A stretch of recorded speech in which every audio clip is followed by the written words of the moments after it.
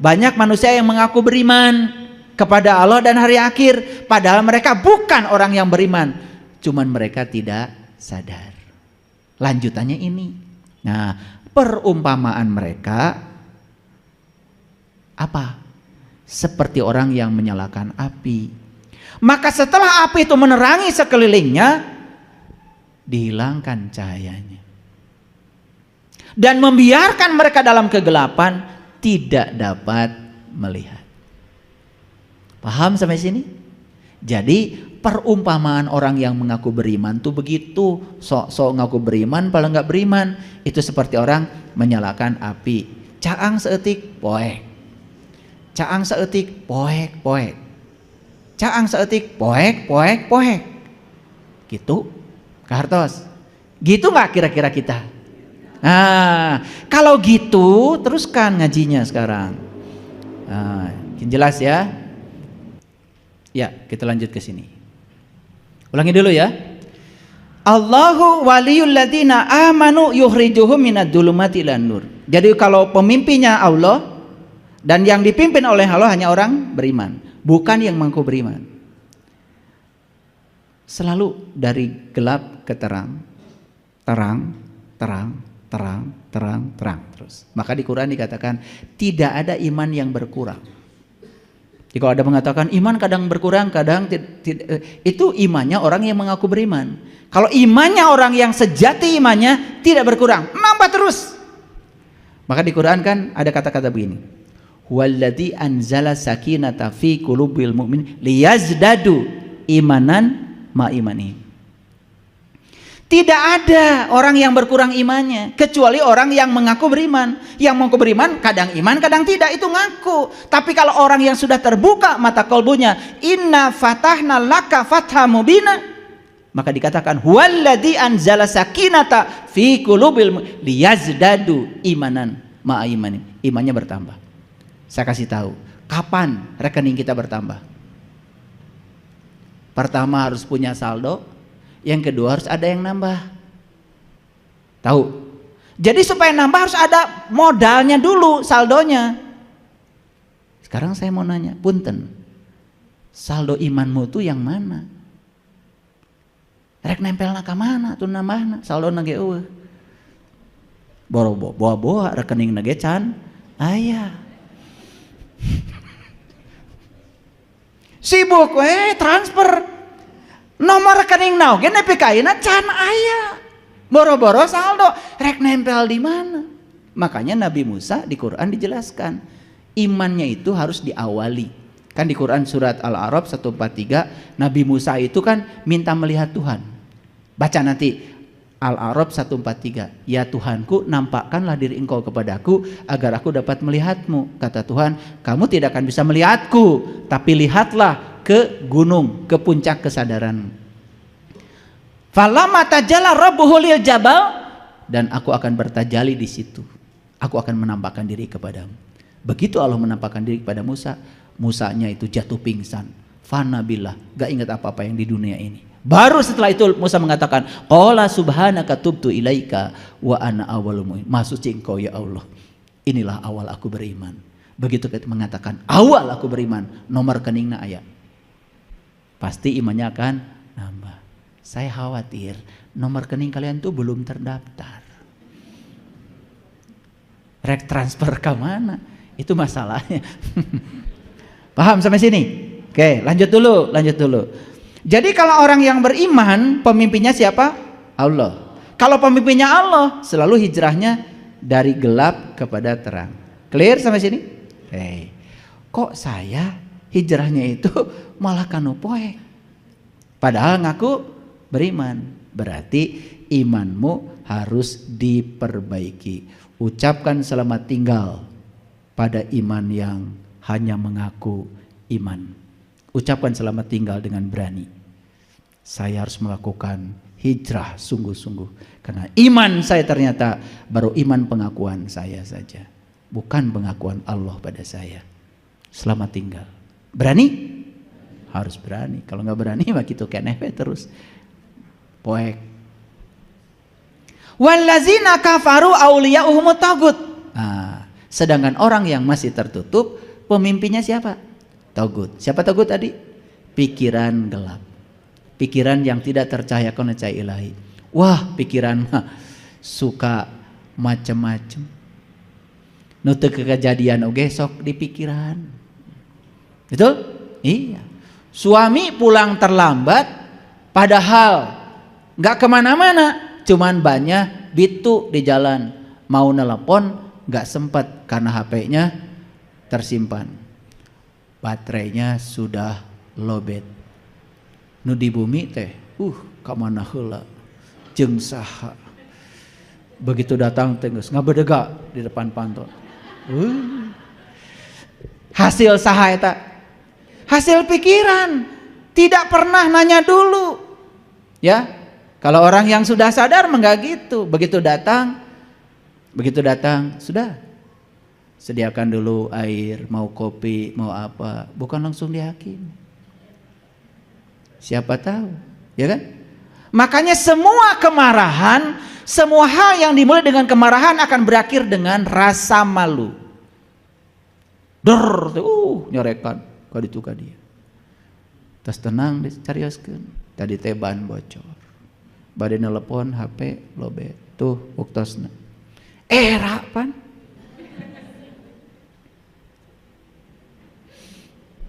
Buah siapa itu?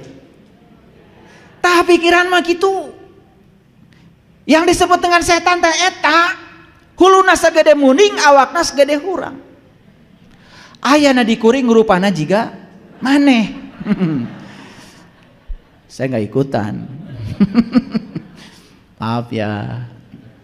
Mereka arti. Karena selama ini tuh setan tuh, tah eta cenah setan sok ngaganggu. Nu ngaganggu maneh makan maneh sorangan. Betul apa tidak? Jadi bungkelekannya setan sudah kelihatan sekarang? Hakul yakin? Ternyata setan teh pakai kacamata, seri tuh.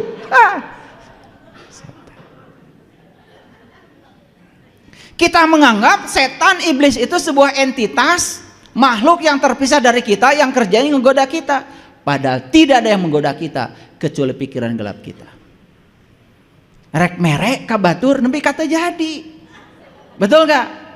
Kaburu si pikiran nyarios. Ngeunah we. Nu gawe urang. Atuh hayang mah gawe jiga urang. Teu jadi tah mere. Dibisikin oleh pikiran gelap kita sendiri. Tah pikiran mah kitu bahayana teh. Kalau pikiran belum dicahayakan oleh cahaya ilahi yang berasal dari kesadaran, pikiran kita akan selamanya begitu. Itu yang dikatakan walladzina kafaru auliya'uhum tagut yukhrijuhum minan nur ilad dulumat. Jadi pindah nate lain tina poek kanu caang, tinu caang kanu poek. Bukan dari gelap kepada terang, tapi dari terang kepada gelap. Sekarang ucapkan selamat tinggal kepada pikiran yang tertutup. Ucapkan selamat tinggal kepada pikiran yang gelap. Mau? Berani? Kalau berani hari ini, memutuskan hari ini, lihat perubahannya. Besok kebahagiaan sudah mulai datang. Singkirkan semua penghalang-penghalangnya, kebahagiaan akan datang. Gitu ngaji mah. Dan ngaji mah kedua ayat ukurna. Kedah ayat canakeunana. Kahartos. Kan ditaros kata di bumi teh. Ku putra atau ku cara oge. Ngaos naon tadi teh ibu? Ngaos setan, Pak. Tos terang setan. Ibu kene.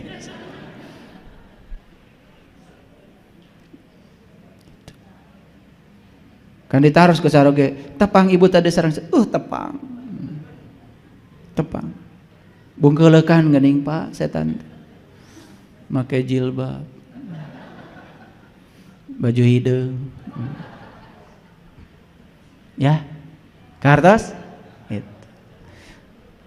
Makanya saya sering mengatakan tidak ada yang berbahaya di luar diri kita, karena yang paling berbahaya adalah diri kita sendiri. Musuh terbesar kita adalah diri kita sendiri. Tah orang teh selama ini salah kaprah menganggap musuh kita di luar diri kita, menganggap setan pun adalah entitas di luar kita. Sekarang ucapkan selamat tinggal pada pemahaman itu. Geningan setan teh caket sok ngahareos.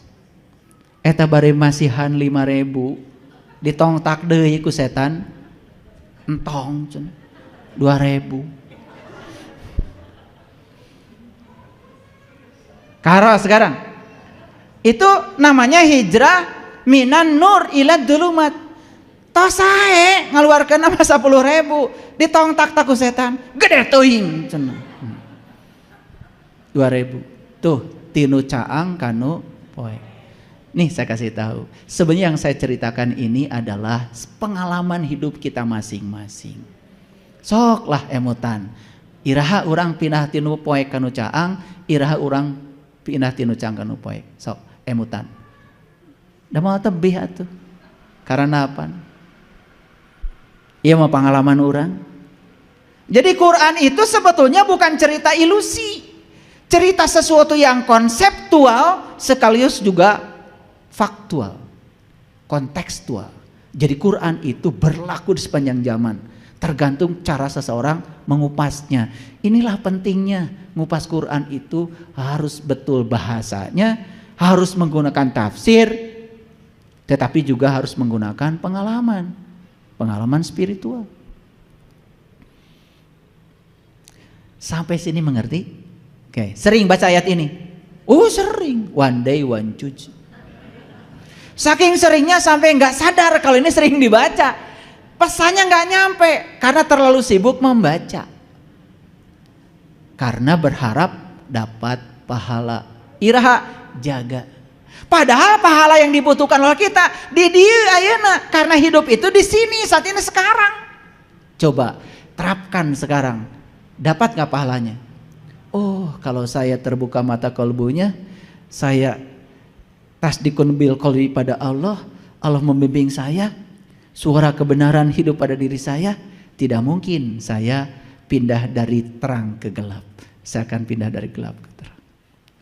Kalau begitu, sekarang saya akan buka pandangan kolbu saya, biar saya bisa tasdikun bil qalbi kepada Allah, sampai tingkatan iman yang isbatul yakin.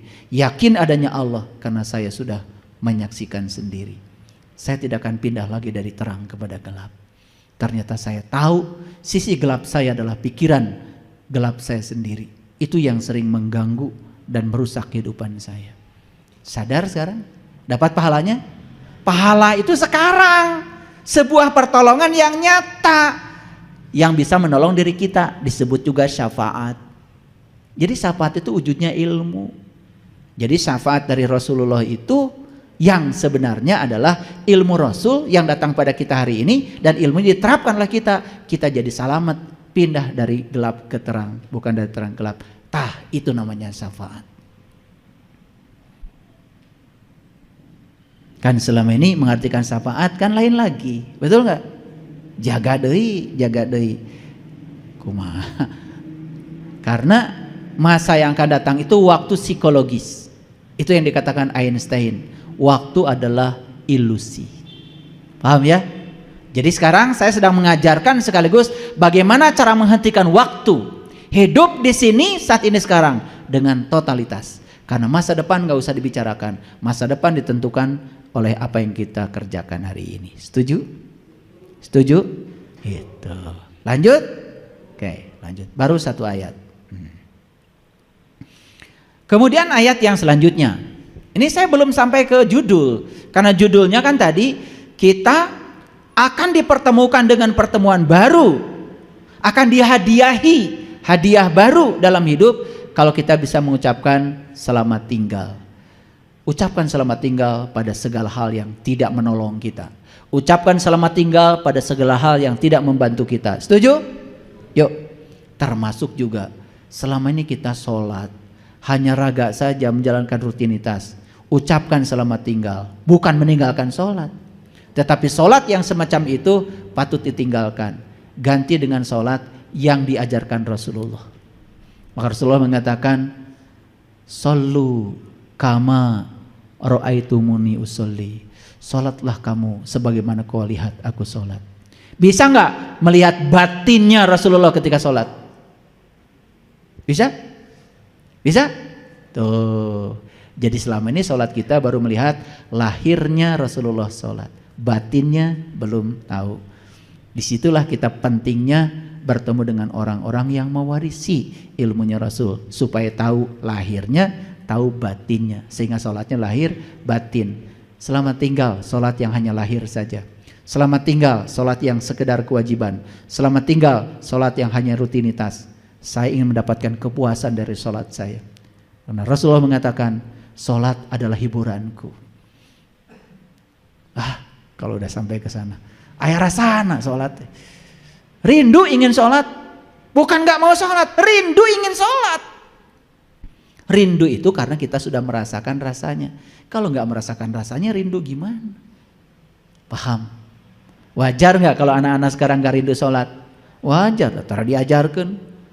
Betul gak? Ibu bapaknya juga sholat, pada gak sekolot. Sekedeng deui. Gitu sebetulnya mah. Jujur nama. Kenapa ibu bapak sholat? Kewajiban. Jika nu bener. Wajiban dilaksanakan dapat pahala, ditinggalkan dapat siksa. Berarti bermuatan loh. Kalau mengatakan kewajiban gak ikhlas. Dalam teori motivasi, kalau kita mengerjakan sesuatu karena motivasi hadiah, gak ikhlas. Motivasi ancaman juga gak ikhlas. Agak ikhlas sedikit kalau motivasinya adalah kebutuhan. Kenapa Anda sholat? Karena saya butuh sholat. Apalagi ketika tanya, kenapa Anda sholat? Karena saya cinta kepada Allah. Oh gitu. Tadi saya tanya ya di pembukaan, cinta sama Allah? Cinta. Sudah ketemu? Belum. Kok bisa cinta? Lucu ya. Padahal kalian juga gak bisa cinta sama pasangan kalian kalau belum ketemu. Betul gak? Kan jatuh cinta itu kusabab sering penak. Betul gak? Sering penak itu asa ayah pak kuat pak kait ya. Gitu kan. Itu ya, kita teruskan dulu ngajinya. Huwallazi yunazzilu ala abdihi ayatin bayyinah liyukhrijakum minad dhulumati ilan nur wa innallaha bikum laraufur rahim. Ini Quran surat Al-Hadid ayat 9. Ini lanjutan dari yang tadi.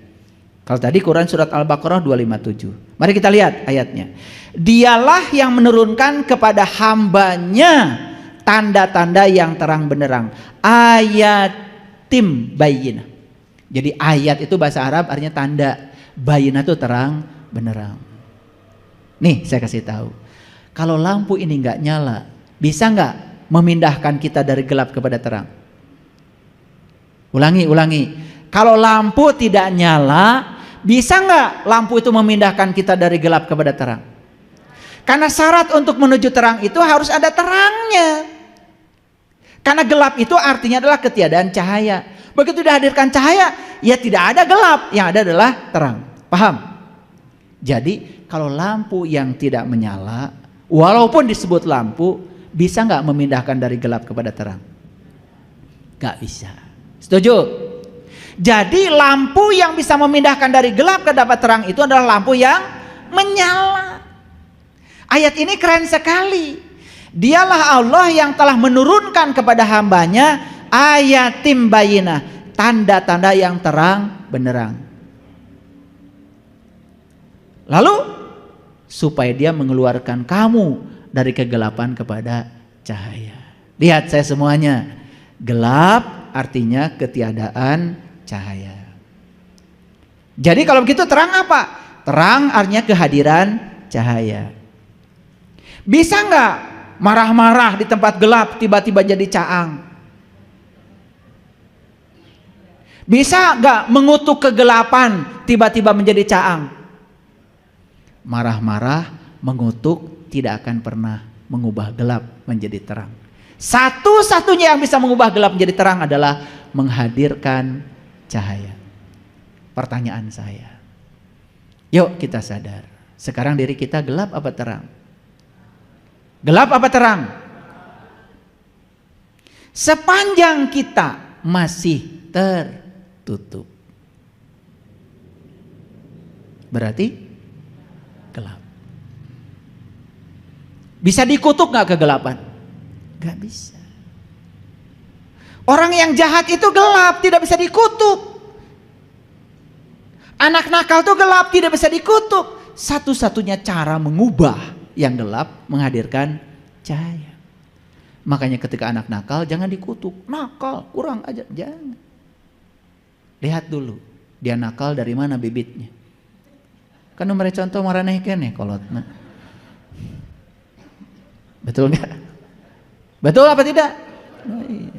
Gitu, nyalakan budak. Salahkan diri sorangan. Kunaon budak teh make kieu. Oh. Kenapa dia berkelahi di sekolah? Karena dia pernah melihat kalian berkelahi di rumah.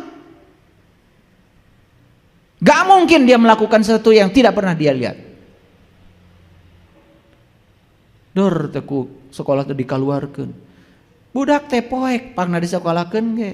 Dihukum ku sekolah tambah poek atuh. Sekolah macam apa? Kasih tahu ya. Di pesantren, di sekolah banyak hukuman. Poek. Harusnya di situ dihadirkan cahaya. Heran saya. Katanya namanya pendidikan. Lembaga pendidikan. Sekolah, pesantren. Isinya hukuman terus. Gak bisa hafal ini, bersihkan WC. Poek atuh. Betul? Sekali lagi, orang yang melakukan kesalahan itu gelap, hukuman juga kegelapan. Harusnya tidak boleh ada hukuman. Rangkul. Ketika anak melakukan kesalahan, rangkul, berikan cinta kasih, berikan perhatian. Coba rubah cara lama dengan cara baru. Selamat tinggal cara lama, ubah dengan cara baru. Berhenti menyalahkan anak, karena anak itu salah, siapa tahu mencontoh perilaku kita sendiri. Setuju? Baru mangut. Ya, dialah Allah yang telah menurunkan kepada hambanya tanda yang terang benderang. Pertanyaan saya, mau nggak oleh Allah diturunkan kepada kita tanda yang terang benderang? Mau? Syaratnya apa? Syaratnya apa? Harus menjadi hambanya Allah. Pertanyaan berikutnya, jujur. Selama ini hamba siapa kita? Hamba Allah atau hamba togut? Cenah karasaeun. Nyambung dengan ayat yang tadi. Selama ini kita ini bukan hamba Allah. Karena yang dipertuhankan oleh kita bukan Allah. Tahu juga belum? Yang dipertuhankan oleh kita adalah pikiran. Nu digugu ditiru ke urang teh tah ieu pikiran poek. Jadi siapa Tuhan kita selama ini? Togut. Makanya pindahnya bukan dari terang bukan dari gelap ke terang. Nuca angge malah jadi poek. Kan ada orang boro-boro ya kata-kata yang salah bagi dia. Kata-kata bener aja bagi dia mah salah poek. Nu bener keur si eta mah. Da maneh nu pang benerna. Itu. Tuh boleh sesat jika nu manehna nu pangsalametna. Nih di Quran dikatakan inna rabbaka huwa a'lamu biman dhalla an sabilihi wa huwa a'lamu bil muhtadin. Hanya Allah yang tahu siapa yang tersesat di jalannya dan siapa yang dapat petunjuk. Jadi kalau manusia menyesatkan orang lain berarti dia mengambil haknya Allah. Justru dia yang sesat. Tidak boleh kita itu menghukumi orang lain. Apalagi menghukumi kebebasan berpikir. Karena kebebasan berpikir itu dijamin oleh undang-undang. Berserikat, berkumpul, mengeluarkan pendapat dijamin oleh undang-undang. Kalau kita tidak suka perbedaan, berarti kita sudah melanggar hukum alam. Karena perbedaan diciptakan oleh semesta. Perbedaan itu fitrah.